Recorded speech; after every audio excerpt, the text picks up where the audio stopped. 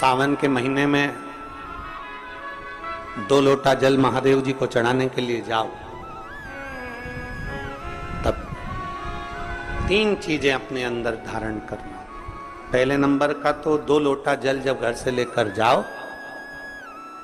तो जरूरी नहीं कि दोनों हाथों में लेकर जाओ, एक लोटे के ऊपर दूसरा लोटा रखकर दूसरा हाथ से अगर कोई काम हो, पल्लू लेना हो या कोई कार्य हो तो कर सकते हो। अगर 2 लोटा हाथ में ना तो एक के ऊपर एक लोटा रखकर भगवान की भक्ति धारण करते हुए 3 चीजों में एक चीज जल 2 लोटा, दूसरा श्री शिवाय नमस्तुभ्यम का जाप पूरे सावन के महीने में से कम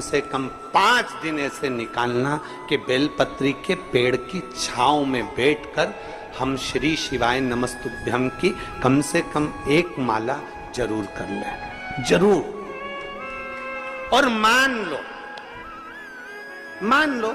अगर बेलपत्री का पेड़ नहीं मिले, तुम्हारे आसपास में नहीं मिले, तो फिर एक काम करना, शंकर जी के मंदिर की बेलपत्र मिली जाए, उसको सिर पे,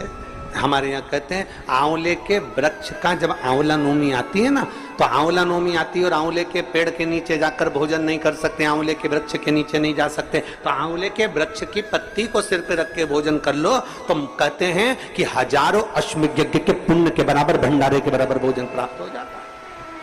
आंवले के वृक्ष की पत्ती, तो वो बेलपत्र भी मस्तक पर बाबा को प्रणाम कर कर फिर वही बेलपत्र का आनंद करते हुए भाव से उस बेलपत्र को मात्र शीश से लगाई लिया ना, मस्तक पर चढ़ाई लिया ना, तो भी भगवान की अविरल भक्ति प्राप्त हो सकती अभी।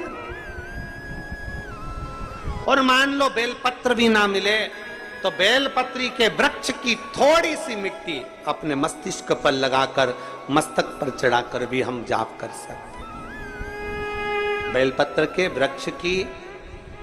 मिट्टी का भी चंदन हम लगा सकते, चंदन।